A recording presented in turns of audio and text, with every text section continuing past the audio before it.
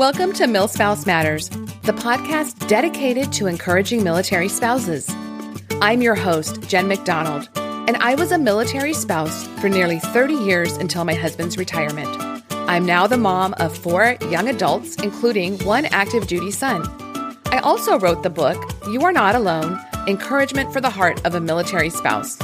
Through my experiences, I came to believe that we're only stronger together. Whatever life is throwing your way as a military spouse, let's talk about it.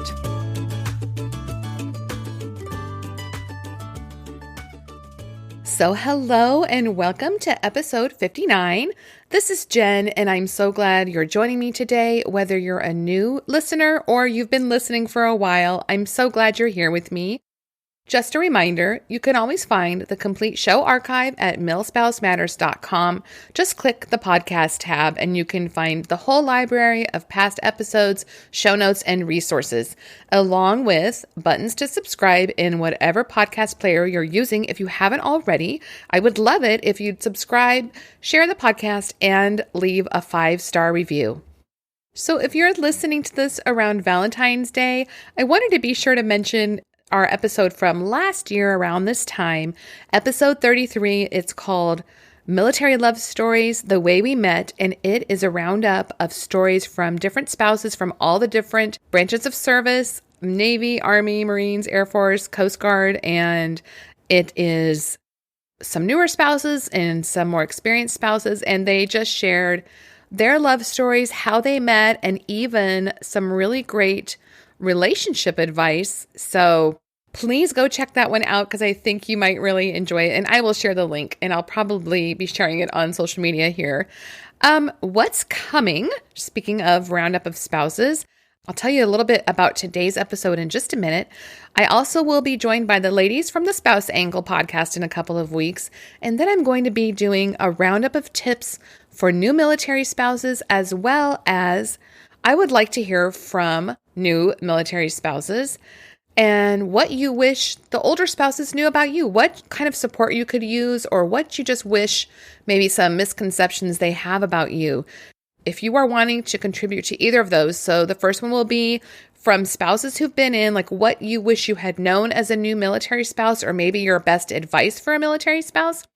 Or if you're a new military spouse and you want to share what you wish older spouses understood, please send me a voice memo. So you can do this a couple of ways. I have a Google Voice account. You can call at any hour. You won't disturb me because it just goes straight to the voicemail. And that number is 757-509-7241. Again, 757-509-7241. That is a Google Voice account. So you just call it. It'll say something like connecting you to Google Voice. It'll come on with my message. So if you use that, basically just say your name. You can use just your first name and whether you're a new or more experienced spouse, and then leave your tip. So if you run into issues, just kind of pause and start over. You can also record a voice memo on your phone and send it to me via message on Instagram at MilSpouse Matters. And I believe there's also an option in Messenger there to just send a voice memo, and you can do that as well. So I really look forward to hearing from you and all your tips or questions, anything you'd like to contribute, and you might hear it in one of those episodes coming up this spring. Some of the questions I've also been getting lately have been to do with this whole thing with COVID, of being restricted with travel. I've heard from a couple of spouses that are living overseas for the first time, are facing some challenges with COVID, either just kind of feeling stuck or having family issues back in the States and they can't get back. So if you have any tips for that or any thoughts about that, please also reach out to me. You can either send it the way I just mentioned or just send me a message on Instagram, or you can send me an email through my site at milspousematters.com. So I wanted to start sharing with you guys some of my favorite things that I just either recommend or come across, or somebody reaches out to me and has a resource that I think might be something you would enjoy. So I thought I would share a few of those with you today. So these are just a few of my favorite things right now. So the first one is a book. It's a little picture book called I Miss You Most. And it is by author Cassie Hoyt and illustrated by Stephanie St. Dennis. and it explores the heartache of missing loved ones in a creative way. The author wrote it when her 3-year-old was having difficulty understanding why he couldn't see his grandparents, aunts, and uncles who lived 10 hours away.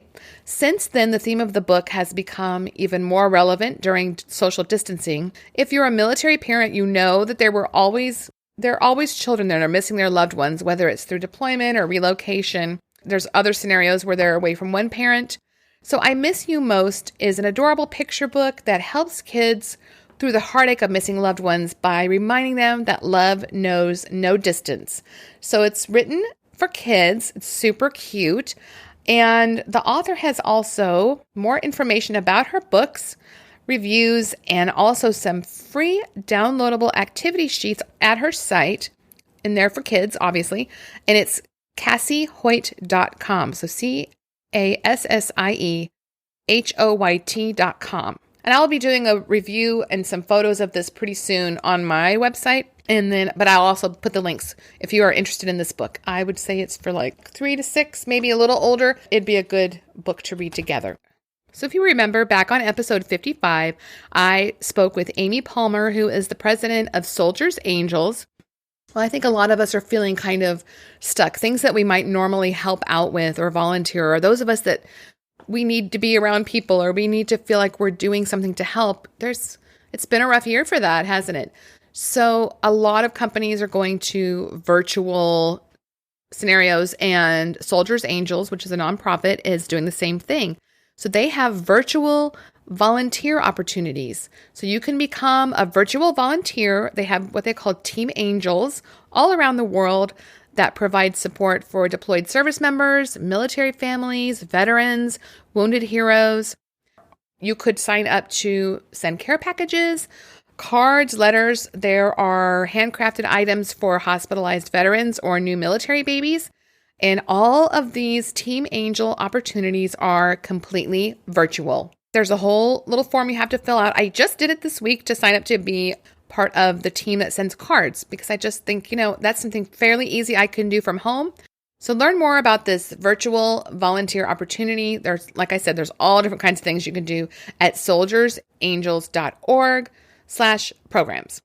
And then the last thing I wanted to mention for my favorite things is a virtual military ball fundraiser.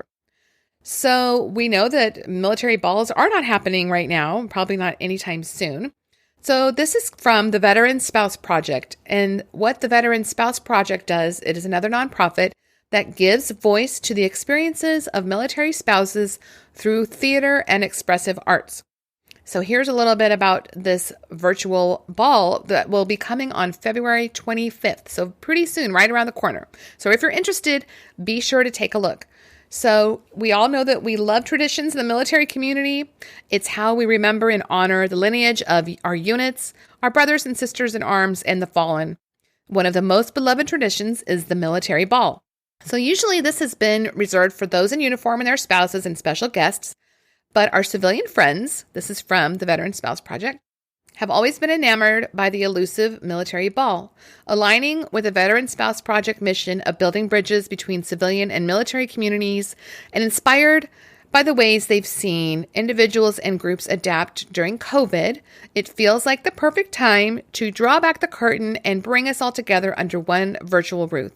So, like I mentioned, on February 25th, the Veteran Spouse Project is hosting the first ever virtual military ball fundraiser, the Honoring All Military Ball.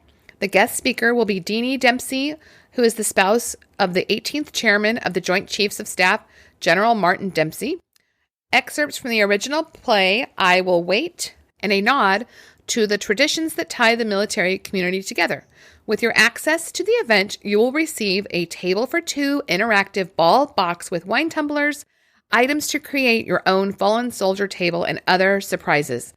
You can find out more at veteransspouseproject.org, and I will share all the links to these that are my favorite things for this week. I did want to mention that from last episode, just a reminder, Ashley Keller from Glow Body PT on episode 58 has a special offer of 10% off of one of her 10-minute plans or the 12-week post-pregnancy plan. So she is a personal trainer exercise specialist. So you can get 10% off of these with the code MILSPOUSE10, MILSPOUSE 10 at Glow Body PT. So just a reminder, if you haven't done that yet, please take advantage of that. So on to today's episode, I am talking to Stephanie Montague from the website Poppin. And it's just a lot of fun. We are talking about Space A, which if you don't know what that is, that's space available travel, where you can take a flight on an AMC flight and certain bases you can hop on. How are you eligible for it? Like, how do you sign up for it? Some tips for travel. She's talking about living and traveling overseas and what she and her husband did after he retired from the military versus just going straight into another job, what they have done instead. He retired from the Army in 2015, and they've been traveling and living abroad basically ever since then, including 2.5 years in Japan. And as of this past December, they obtained a residence visa and moved to Rota, Spain. So she is just a wealth of information about space age travel in general, and living and traveling overseas. And I really think you're going to enjoy it. I will also link to the AMC update.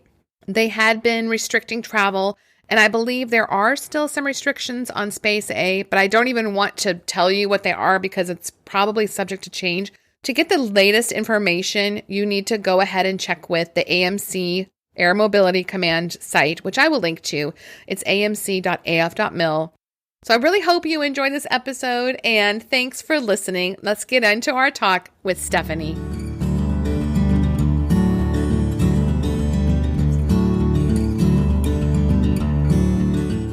So hi, everybody, and welcome. Today, I am so excited to be talking to Stephanie Montague. Stephanie is the founder of the military travel website Poppin.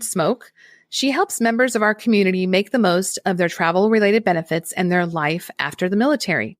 She and her husband have been traveling and living abroad, including 2.5 years in Japan, since his retirement from the Army in 2015. They've taken advantage of space-age travel and used military recreation facilities all over the world. Stephanie wants her readers to see that travel doesn't have to be expensive and that having a second career is not the only option after military retirement. You can find out more from Stephanie at poppinsmoke.com, on Facebook as Poppin Smoke Site, and on Instagram as poppinsmoke_military travel. And of course, we will link to all of that in the show notes as always. And full disclosure, I do get a little FOMO sometimes at all of your travel photos and your pictures of yummy food. So welcome, Stephanie, and thanks for joining us today. Thanks, Jen. I'm really happy to be here. I've been looking forward to it. Yeah, me too. So I usually like to start off by asking for you to share a little bit about your background as a military spouse. Can you tell us a little bit about your background and how you met your spouse? Well, wow. So my husband and I met in Washington, D.C. in a salsa dancing class, actually, the Washington, D.C. area. That was long before we actually started dating. And then we had sort of a long and storied history before we finally got married. But we got married in 2011, and he retired in 2015 out of the Pentagon. So he served 30 years in the Army. Oh, wow. That was plenty. Yeah. So you met him at the end of his career. And did you have any idea about military life at all? I didn't. I lived in DC, and that was, when you're in DC, there's so much military, everyone has some affiliation one way or another. But no, I didn't really know much about military life until I met him. And of course, I started to learn a lot about it before we got married and did some travel. Like, for example, he always liked to go down to, there's some beach cabins in the Virginia Beach area that were on a military base. So I started to get a little bit of exposure to some of those things. Oh, that's really cool. I didn't realize you were from DC. I love DC. So we were only stationed there for a year, but every weekend you just go, what are we going to do this weekend? Yes. There's always something to do. Yes. And I lived there for 12 years and I do miss it. Yeah. We just went there in December before COVID and had a great time last December. But I remember when we were stationed there, I made a comment about it not being like a typical military town. And my husband said, it's not you can't think of it as a military town. It's DC. Yeah. That's the difference, I think. Yeah. Well, and so you guys didn't really take what would be considered the typical approach to retirement after the military. And so I'm really excited to hear more about how you and your husband came to the decision to just travel post-military retirement. Was that something you did right away, or did you sort of ease into it, or tell us how that came about? We did it right away, and it was only supposed to be a year. So we kind of started thinking about it several years before he retired. We thought about the concept of a gap year, and we watched many, many episodes of House Hunters International. I have to say that was a big inspiration. You would see these gorgeous homes for like a fraction of what we were paying in our rent in Arlington, Virginia. And, even episodes where someone did kind of what we ultimately did, whereas they could work remotely. So they said, we're moving to the lake region of Italy. We're going to rent an apartment with a beautiful view. It's, I don't know, $1,500 a month. And we'll work from there, but enjoy this beautiful setting and travel around Europe. So we were kind of thinking, why can't we do that? Yeah. And, as we looked toward his retirement, everything was kind of lined up. We didn't have any small kids in the house. We did not have any debt. We knew we'd have his military pension plus TRICARE, the free year of household goods storage, which we can talk about a little more later if you're not familiar with that benefit. And then, I was kind of looking for a new job at that point. And it seemed like everything lined up. And the bigger question was, why not? The only thing that we hadn't worked out was what we would do at the end of the year. Neither of us would have jobs. We'd be coming back from travel, but we just kind of figured we would deal with that. And even if it was kind of a rough landing, it would still be worth that experience. Mm-hmm. And, because there's only so many things the universe is going to line up for you at once. So you kind of have to just take a risk sometimes. So as it turned out, we continued traveling. We didn't, after 1 year, my husband actually wanted to study Japanese. That's his mother's native language. And so we went to Japan so he could do an intensive language study, stayed there 6 months and kept extending and so on.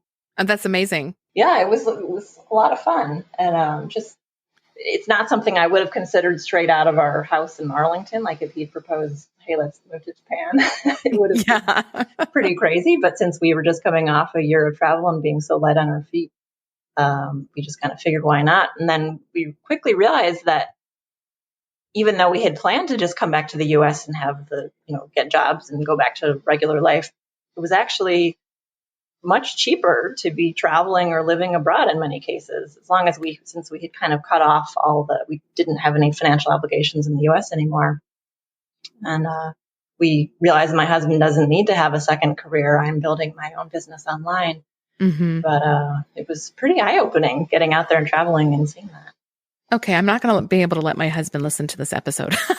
We were talking a little bit before we started recording, and something he's done is said, if we didn't have a house payment, car payments, this is how much, we would have to spend on travel, or if we RV'd, or if we like what you guys did. And I kind of keep going, well, I don't know if that's realistic. And well, it sounds really cool. Yeah, it's funny because this was my dream more so. My husband, like I said, he was in 30 years. His dad was in 30 years. So he kind of had enough travel. And he probably would have been happy, if we probably would have stayed in the DC area. He likes to golf. There's great golfing there. He would tinker with his motorcycle and, get some kind of job. He didn't want to manage people anymore. But he was willing to do it just because it was my dream. But then he's definitely on board now, and we're both really glad we did it. So I have two questions then. Number one would be, do you guys have a home base where you keep things or have a home, or do you kind of, how does that work if you are not currently traveling, or do you just travel all the time? We have had home bases. Like we ended up living in Japan for 2.5 years. All of our household goods were in storage from when he retired. So the movers came May 1st, 2015, and they picked everything up just like they would for a PCS move, and they put it in storage. So we had our first year of household goods storage free, because that's an entitlement through the military if you receive permission. And then after that, we just kept extending the storage. We had to get permission annually. And we were just kind of kicking that can down the road because we knew that we'd had a 3-bedroom townhouse in Arlington, and we'd need to receive those good household goods. We would need to rent a whole big house again. And then we decided we wanted to sell everything because after a few years, we couldn't even remember most of what was there. So, and then you realize you probably don't need it so much, right? Well, if you can live for 3 years without it. Exactly. Yeah. So meanwhile, we did have a home base in Japan for 2.5 years. And that was part of the reason we left Japan, because we said we need to deal with these household goods. I mean, we were paying a monthly storage fee, which was kind of a government rate, but by no means pocket change. So we just needed to deal with it. And long story short, we finally did deal with it this year. We had our household goods delivered to an estate sale company here in the Washington State area. And we took what we wanted, and then they will sell everything else on an estate sale. That's interesting. So, we do want to have another home base, and we're actually applying for a visa to live in Rota, Spain. But, oh gosh, wow! Yeah, this year has made that a little bit slow. Yes, definitely. Well, and I want to talk about Space A and all of that in just a moment. But my other question from kind of your intro was, that first year of travel.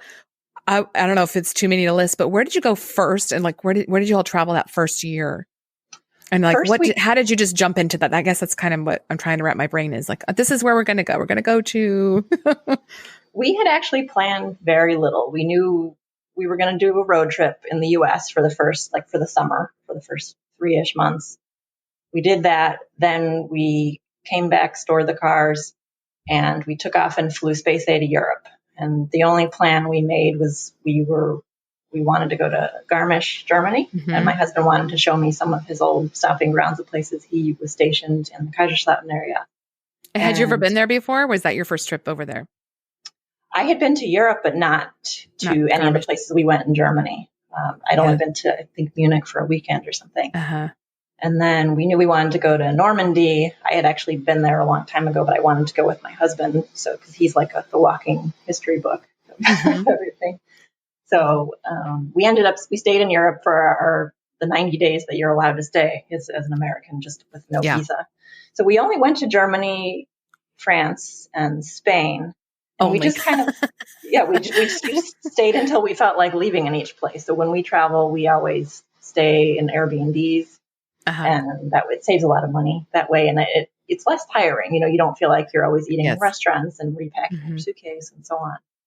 So then we came back to the United States. We flew commercial to Ecuador. We stayed in Ecuador, including the Galapagos, for about 2 months. Then we came back. We flew Space A. We stopped in Hawaii, went to a friend's wedding, and continued on to Japan. I was able to meet my husband's relatives for the first time. Oh, wow. So, and that was our. Oh, actually, then we wrapped up. We flew Space A all the way back to Spain to wrap up. Jeez, that's an exciting year. And I don't know if you know Angie Drake.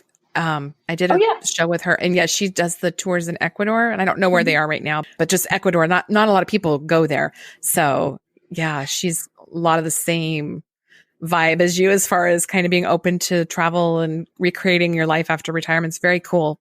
So I'll have to link to that episode with her, because she was talking about those trips too. Yeah.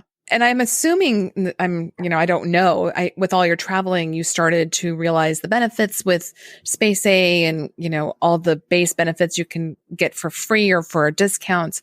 And is that why you started writing about it, or were you doing Pop and Smoke before that? Because your site is incredible. It's just full of resources. Oh, thank you.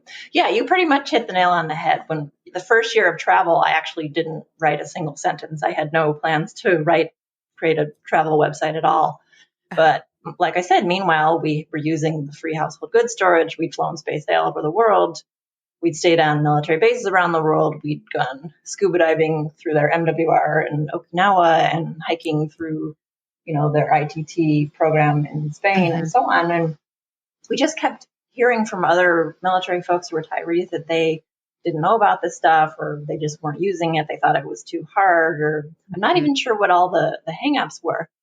But I really just wanted to make people in our community aware of all these travel-related benefits and explain how to use them, because a lot of them are really underutilized. So my original plan was to try to target people who are also approaching retirement or in retirement, because that's the group that in particular retirees often don't realize that they can still use these things. And then the soon-to-be retired people, need to plan in advance, for example, if they're going to do what we did and store their household goods for a year. Yeah, that's such helpful information. Well, and for listeners who may not understand what space available travel is, maybe have you define that and talk about something you just touched on. What are some of the misconceptions about it? Mm-hmm. I've only flown Space A couple of times, but I know, they have the priority for boarding, and retirees tend to be the lowest priority, et cetera. So I'll just let you explain because you're the expert. Sure. Yeah. So basically, when a military mission has extra space after all the cargo and the space required passengers have been accommodated, any remaining seats can be used by Space A passengers. So the Space A passengers are essentially cargo, and the mission is always the priority. Mm-hmm. So as you mentioned, there is a system of priority within Space A passengers, and retirees are in the lowest group. However, we also have some of the most flexibility because, if you're active duty, you have to worry about your leave forms and your leave dates and so on. Mm-hmm. So retirees, you just have to know what time of year you should and shouldn't travel. So I think one of the biggest misconceptions about it is that it's really hard to do it. Mm-hmm. So if you understand how it works, it can be incredibly easy. So, 1 minute you're at Joint Base Andrews, you get on a plane, you go to sleep on the floor, and the next thing you know, you walk out and you're in Germany. You don't wait in long lines at the airport and so on. And, when it works like that, it's fantastic. But it's true, you don't always get a seat. Sometimes the flights are canceled. Many of the same things that happen with commercial flights, actually, except you've already paid for your commercial flight. Yes. So I think that's, one of the biggest misconceptions. And also that it's only for retirees, because I've heard active duty folks say that's not something they're going to try to do until retirement. And granted, you might have more flexibility during retirement, but with active duty, you are higher priority. And as long as you understand how it works, what locations have the most flights and where you're most likely to get a seat. We see many active duty travelers and also unaccompanied spouses who take advantage of it. Yeah. Yeah. Well, and COVID, I'm sure has impacted Space A travel this year in a big way. Can you tell us where it stands now? Right now, it's still restricted until further notice. So the only folks who can travel Space A is basically people on emergency leave, or if you have an exception to policy memo from an 07 or above. Mm-hmm. So no, just regular leisure travel. So that's been all just put on pause, like the rest of life.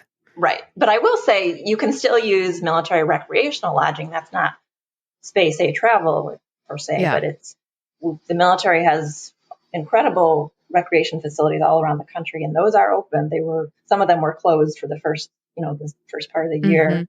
But there's still many wonderful travel related benefits to use. And I think a lot of people feel more comfortable using those because they feel like there's a limited population that can use them. And then, of course, everybody there follows the rules. Yeah. Well, can you talk about some of the travel related benefits? Because I think even MWR and places, things like that, where you can rent canoes or take trips. I mean, when we were stationed in Germany, now this was through the base. My husband was deployed the second year we were there. And this is, some time ago, but I just knew when he came out of the desert, we would be moving again. And I wanted to travel and go and see and do, but I wasn't necessarily comfortable doing it all on my own. But we did so many trips through the base ITT and even through the USO. And I mean, we took trips to Switzerland and Belgium and Rome, and, all you have to do is show up and they have it all handled for you. And it was a great way to go see places like Amsterdam or things like that, places like that I might not have been comfortable trying to drive to on my own or take a train by myself. They just made it easy. So why don't you share a few of your favorite military travel related benefits? So everything you mentioned is absolutely right. So every base has, excursions like that generally, or ITT trips. They have things you can rent, like tours. You can day trips. For example, I mentioned we were in Okinawa. We stayed on base at Kadena Air Base, and they offer scuba diving classes. We did a scuba diving tour, and they're all at very reasonable prices compared to civilian. There are also a lot of military recreational, like resorts. We stayed at the Nusana Hotel, which is a luxury hotel right in the middle of Tokyo. I think the rate, it depends on your rank, but it's like under $100 a night. And this is an incredible hotel. Yeah. So then the Dragon Hill Lodge, the Halikoa, those are Armed Forces Recreation Centers, which I think many people are familiar with. But then there's a lot of other recreational facilities that are smaller that not as many people are familiar with. Earlier this summer, for example, we stayed at what's called Pacific Beach, which is on the coast of Washington State. We spent 4th of July there. And it's a simple facility. It's on the Washington coast. Is not quite like Florida or anything. It's not really a swimming beach, but it's beautiful nonetheless. Yeah. And it was not crowded, and we got to see nice fireworks, and it's a beautiful area. But they have much more sort of full scale resorts all over the country. So I have several articles highlighting those, but I think those are underutilized, and those are among our favorites too. Yeah, so we'll definitely point to all of those great resources because you've put so much time into it, and I'm always seeing you on Pinterest and on social media, and I was like, she's really doing a good job of covering it all in very user friendly way. So I think it's great what you're doing. Thank you. And I know, oh, you're welcome. Well, and I know that probably don't have this you could probably talk about Space A for an hour, but if you could condense your top tips for somebody that possibly hasn't traveled Space A or is looking into it, what would be your top tips? I would say that 2 top tips. The first one is just do your research. There's no shortcut to learning how it works. Like I said, it's not hard. It's just that you have to understand how it works. So you have to follow the process the military has put out. Exactly. And you'll feel so much more comfortable if you don't just show up and have no idea how it works. Everything will seem, you will understand why things are working the way they are. So for example, I have a kind of an extensive guide called the Quick Start Guide to Military Space A Flights. If you read that and all of the link posts, you'll understand the process. There's awesome. It explains how to sign up, some Facebook groups to join, because you can also ask questions about specific locations there. There's a lot to know, but again, once you do your research, you'll be well positioned to get a seat and have a successful journey. Yeah. And then the other tip I would say is you really have to dress for success. And by that, I mean, you have to know what to wear and what to bring, because if you don't have the right clothing or the right gear, a military cargo flight in particular can be pretty uncomfortable because they're cold. Whereas if you know in advance, we're going to be I might be on a C-17, and you dress in layers and you bring a inflatable mat to sleep on. It could be the best overseas flight you ever had. So I actually also have a guide to what to wear and what to pack as well. Oh, that's really good. That reminds me, we took a trip from Guam. We did a Space A flight to Hawaii, and our kids were little, and it was one of those things where we said, well, we're going to do it. Maybe we'll do it. And then my husband was friends with the airfield manager. So we had our bags packed, but we had gone out and didn't make the flight. So we'd come home and I'd taken a shower, and I was getting out of the shower with my hair in a towel. And I get a call from my husband. This is back in 2003. He goes, can you be at the airfield in 15 minutes? I was like, what? And so we did, and we made it, and I had wet hair, and it was one of those cargo flights. And it was funny to just kind of look around, and you could see the people that were used to doing it. Cause like you said, they were spreading out bed rolls and mattresses, and we had brought some blankets, but we had no idea you could bring all that. My kids thought it was the best thing in the world because you could spread out and have their snacks and their toys. And if you've never flown like that, it is quite an experience, but it was cold. Yes. Yeah. That same thing. The first time I flew Space A, I was thinking, why does everyone look like they're going camping? But they're going to start a little campfire over there in the corner. Yeah. It's really an incredible experience. And like you said, I think, what do you pay a little fee for at the time anyway, for the little lunchbox or something. That was it. That was really awesome. Yeah. It's you can't beat the price. No, you can't. Also, sometimes when you get a flight and there's not a lot of competition for seats, you just get right on. That's happened to us many times. Oh. And then, there's not the whole hassle of civilian airports. You still go through security and so on, but there's not so many people. It's not so stressful with someone kind of barking at you about putting your stuff on the conveyor belt. Yeah. And then you get off the plane and you were in the terminal within minutes. There's no big lines and things like that. So it's probably strange for you to go back and forth between the two types of flying, I bet. You get Yes. used to one or the other.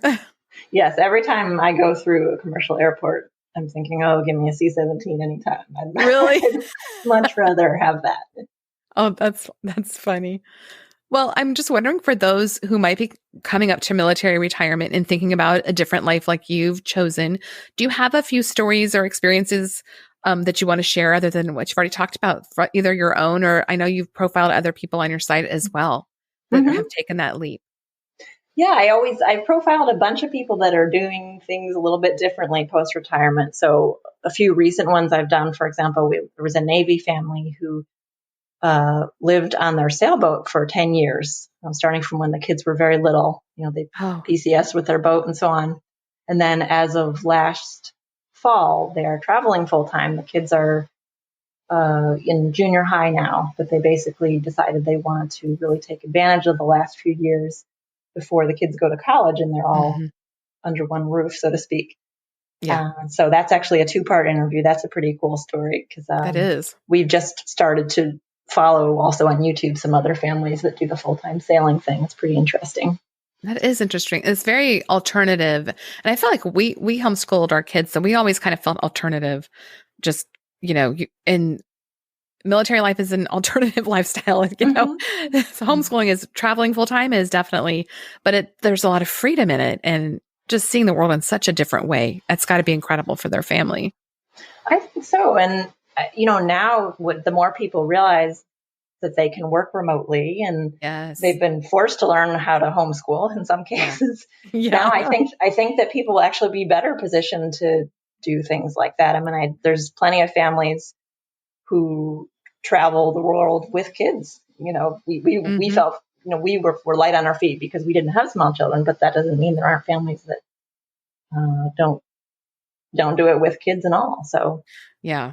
Well, I think people are seeing the possibilities now. We've kind of taken away some of the structures that were always in place that were normal. And yeah, I think you're right. People are seeing what's possible. Absolutely. Yeah. Yeah. I also have a interview series that I call the Expat Military Retiree Series. Oh. And so it highlights retirees who moved abroad either to take a job, because in some cases maybe they got a job on a U.S. base overseas, or just to retire fully. And so the one I just published last week was actually with a spouse of a Air Force retiree who tragically passed away just as they were ready to move to Portugal. They were retiring early in their early 50s. And she made the very difficult decision to just continue on with their dream. And she moved to Portugal, the Algarve region, which is in the south of Portugal. And she's really glad she did. It was, it's a really inspirational interview. She has tons of great things to say about Portugal and gives all the details, but she feels that she made the right decision to keep moving with that. Oh, I'm looking forward to reading that one. That sounds amazing. Wow. What a story.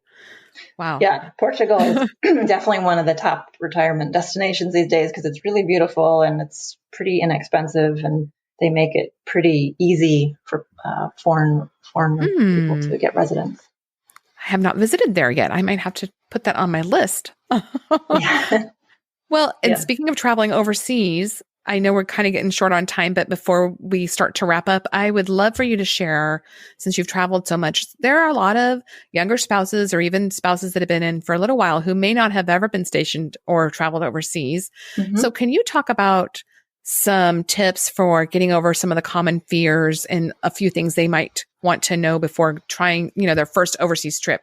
And I know that's a lot to answer, but maybe just like your quick top tips for overseas travel. Sure. Now, I would say a lot of people do worry about the language barrier. And, in a lot of places that we commonly travel, you can find there's some kind of tourist infrastructure where you can find a way to communicate, whether it's with really basic English, finger pointing, gesturing, and so on, pointing to the money. But we just find that it's never a problem. Even when we first went to Japan, we couldn't read or speak a word, basically. Yeah. And it's part of the adventure and you just get around. I think, there's a lot of that in the military with many aspects of military life. It's just you figure it out. And so that's part of the fun, but there's never been anything really bad that happened because of the language barrier. So I think that's fear is a little unfounded. I know it sounds scary to go somewhere where you don't speak any of the language, but it's never been an issue for us. I think I was always afraid of getting lost. And Mm-hmm. then people tend to be pretty nice. They and do. a lot of people speak English. And if they hear you trying, to me, it's like if they hear you trying to just get by with what, their language is, they are so much more prone to help. But you're right. Like we've traveled a ton. I've never really had an issue. I've never gotten lost. I think my thought was, I'm going to get lost. I'm not going to be able to find like my family again. Right. And it's irrational, but you're going into such an unknown situation. I think it's a common fear. And it hasn't happened yet. So yeah, in Japan, I had people help me who probably didn't speak any English, but I just remember standing in the subway, just staring at the signs, trying to figure out where I was supposed to go. And I obviously looked lost. And someone, took me down into the station to the platform and put me on the train. Oh, how nice. And at first I was thinking that was where she was going too, but actually then when the train came, she waved me off. So I couldn't believe she'd gone to that much trouble, but I think and put you on the right train. How nice. Yeah. So you just encounter that kind of kindness from strangers. So yeah. And the other thing I would think people worry about sometimes is medical care. Yes. It's first and foremost, it's much cheaper overseas. So if you have to seek medical care and pay for it, then you're not going to break the bank, generally speaking. So if you're using, it's a little bit different when you're active duty, getting care on a base. But if you're just traveling, whether you're active duty or retired, you can use TRICARE overseas. As long as you're enrolled in TRICARE, you don't need to specifically enroll in TRICARE overseas. I have a very thorough post about using TRICARE overseas, which was actually written by a guest contributor that pretty much has everything you need to know. But the bottom line is you can always seek care and get reimbursement from TRICARE, and paying out of pocket, probably isn't going to break you. Yeah. My daughter just went to, you will love this trip, Stephanie. She and her friend did cheap flights to Norway, all over Norway. And then they went to England, and then they went to Ireland it was right before COVID hit, to go to the All Irelands because she's an Irish dancer, which people that have listened to me for a while know that. They're like, we know. But she's 22. She was 21 then, but they did this trip and she left and she wasn't feeling well. Well, come to find out, she had strep throat and mono and was miserable. And so by the time they'd gone and gotten a few things from like the pharmacy, by the time she got to, I believe it was Belfast, because it was, it's the part that's under the UK, she went to the clinic there. Yeah. And she was just like, TRICARE is our secondary insurance since my husband's retired, but all that to say, they saw her and she just showed up at the clinic because the pharmacy had told her to go over there. And they're like, we don't really see people without an appointment and you're not really covered, but we're going to go ahead and look at you. Right. Because they didn't really have an ER or like a walk-in clinic like we do, like an urgent care. Right. All they had was, so all that to say was she's calling me and texting me. It's like, I don't know what to tell you. This is out of my realm of experience. I don't know. Just smile and be sweet. And so the doctor saw her, wrote her a prescription that she just had to pay for the meds, which wasn't bad. And she just looked at her and she goes, I don't even know how to bill you. Don't worry about it. Oh, wow. Well, that's a new one. We don't get that here. So Anna said, you might get this really big bill. That is a bit, so she just, I think to me, it's like always asking questions and just letting them know you're kind of at their mercy. People tend to be pretty kind. Like you're not trying to take advantage. You just want help. And it's worked out well for us so far, but yeah, I think so. Yeah. If you just kind of go in with it and be humble, I guess you could say. Then. Yes. I'm sure you have more tips. So I'm sorry to interrupt that long story, but go ahead. No, the last one I guess would be that people think that travel has to be expensive. And that's also not the case. As I think I mentioned earlier, we stay primarily if we take a space safe flight, we might, stay on base for a day or two to get our bearings, but then we always go off base and stay in an Airbnb. And that's a much better value than staying in a hotel, particularly when you want a little bit more space. And we usually stay you get better rates if you're staying for, say, a week or more. But then we prepare meals at home. We shop at local markets and things like that. So that's also a great way to get a more local feel, rather than just the tourist experience. But we found that travel just doesn't have to be that expensive. As long as you don't immediately look to the American style hotels and things like that, you have to be open to other options. Well, and it sounds like you guys definitely have the travel bug. Yes. And that you're making the most out of it because you're really immersing yourselves in the local culture. You're not, like you said, you're not just staying on the base, which is a great resource if you need to run and go to the commissary, whatever. I'm sure that's very helpful. But, like you said, it's fun to go see all the local shops and restaurants and get a real feel for where you're staying. That sounds like a lot of fun. Yeah, it is. To me, that's much more how we prefer to travel. So yeah. Well, we will definitely link to all of the resources you've talked about. Were there any others you wanted to mention to make sure that we send listeners to check out on your site? I think I covered them all. I'll just send you the links and then we can put the URLs on the page. Yeah. Well, before we close, I think I sent you these quick 5 questions. I started adding this back. I did this when I first started the podcast and then did away with them. And then we're bringing them back to just kind of end on a lighter note. And it's basically 5 quick questions to let people know a little bit more about a different side of you and that you just answer real quick. And so here are a quick 5 for this episode. I said the last one I recorded, I was like, I need some music or something to come in, now for the quick 5. So maybe we'll bring that in at some point. But just 5 questions for Stephanie. Here's the first one. If a movie was made about your life, who would you want to play you? I have to say Nicole Kidman because she's the only tall redhead I can think of. Oh, and she's amazing. Now, this question, I'm wondering if I know the answer. I probably don't. It's, where is your favorite place to be? I would just say generally hiking somewhere, like on a trail. I love to hike and walk and wander. Oh yeah, what's your favorite hike? I didn't put that in your notes, but probably one of my favorites is actually to Camp Muir on Mount Rainier, which is Camp Muir is the base camp where you would stay overnight if you were summiting. And I haven't summited, but the hike itself is a day hike. It takes 5-ish hours to get up there. Oh, that sounds beautiful. Yeah, it sounds beautiful. Okay, number 3. What 3 words describe you best? I would say active, loyal, and disciplined. Oh, wow. That's very good. Okay. The next one is, what celebrity have you always wanted to meet and why? Or if there is one. I would like to meet Naomi Osaka. I really admire her as an athlete, but also she's just kind of a quiet, strong person. And having lived in Japan and my husband is also half Japanese, so I would love to talk to her about her decision she had to choose whether she should be a U.S. citizen or a Japanese citizen. Oh, interested in how she chose. That's cool. Maybe you will get to meet her someday. I hope so.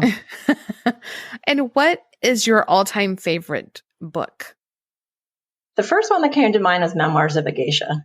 That's okay. That's a good one.